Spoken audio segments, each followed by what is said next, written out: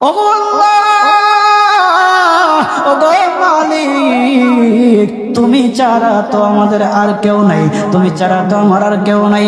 আল্লাহ গো, তুমি যদি মাফ না করো কে আমাকে মাফ করবে?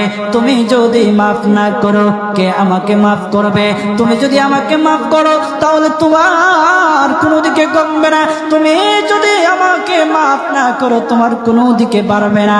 আল্লাহ গো, তুমি আমাকে মাফ করে দাও। সারাটা জীবন অন্যায় কাজ করেছি, সারাটা জীবন নাফরমানি করেছি, আমার কাছে কালেমার দাওয়াত কম আসে নাই, আমার কাছে কালেমার দাওয়াত কম আসে নাই, আমাকে লোকেরা কম বোঝায় নাই।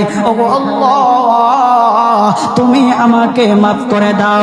মাফ না করলে কোথায় যাব, কার কাছে যাব?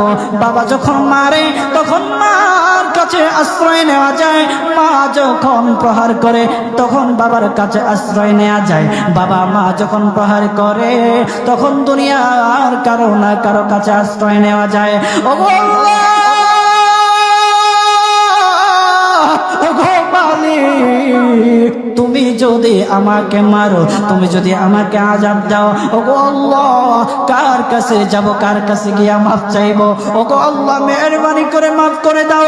এইরকম কান্না করতেছে, কান্না করতেছে, চোখের পানি তার এমন ভাবে পড়তেছে, দাড়ি ভিজতেছে, দাড়ি ভিজে জমিনের মধ্যে চোখের পানি পড়তেছে, কান্না করতেছে। বান্দাটা কান্না করতে করতে করতে করতে আমার আল্লাহর কাছে এমন গ্রহণযোগ্যতা অর্জন করেছে, মহান আল্লাহ রাব্বুল আলামিন তার ডাকে সাড়া দিয়া তার জিন্দেগির সব গুনাহ মাফ করে দিয়েছেন।